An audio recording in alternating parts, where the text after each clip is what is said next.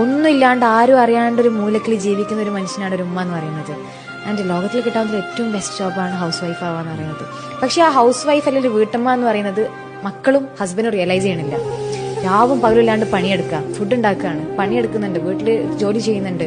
ഉമ്മ എന്നുണ്ടാക്കിയ ഫുഡ് എന്ത് ടേസ്റ്റ് ഉണ്ട് എന്ന് പറഞ്ഞാൽ ആ ഉമ്മാന്റെ മുഖത്തുണ്ടാകുന്ന ഒരു പുഞ്ചിരിയുണ്ട്. അതൊന്നും നമുക്ക് പറയാൻ സമയമില്ല. സമയമുണ്ട് എപ്പം ആ മരണപ്പെട്ടതിന് മുന്നിൽ നിൽക്കുന്ന സമയത്ത് ആ തണുത്ത ഹൃദയത്തോട് അല്ലെങ്കിൽ തണുത്ത ബോഡിയോട് വിളിച്ച് പറയാൻ നമുക്ക് സമയം ഉണ്ടാകും. എന്തുകൊണ്ട് ജീവിക്കുന്ന കാലഘട്ടത്തിൽ പ്രസന്റ് നമുക്ക് പറയാൻ പറ്റണില്ല. Ego will definitely play there. ഞാനിപ്പോ അത് പറഞ്ഞാൽ ഇപ്പൊ എങ്ങനെ ഇതാവുക, ഞാൻ ഉമ്മയെ കെട്ടിപ്പിടിച്ചെന്തുണ്ടാവുക, ഉമ്മ വെച്ചാന്നുണ്ടാവും, ഒന്നും ഉണ്ടാകാൻ പോകുന്നില്ല. It's your mother. Give your love. She is craving for that. ഒരാൾ മനസ്സിലാക്കാൻ ആഗ്രഹിക്കുന്ന ഒരു ഹൗസ് വൈഫ് എന്ന് പറയുന്നത് ജോലിയില്ല, രാവും പകലില്ലാണ്ട് കിച്ചൺ ആണ് ആളുടെ ലോകം എന്ന് പറയുന്നത്.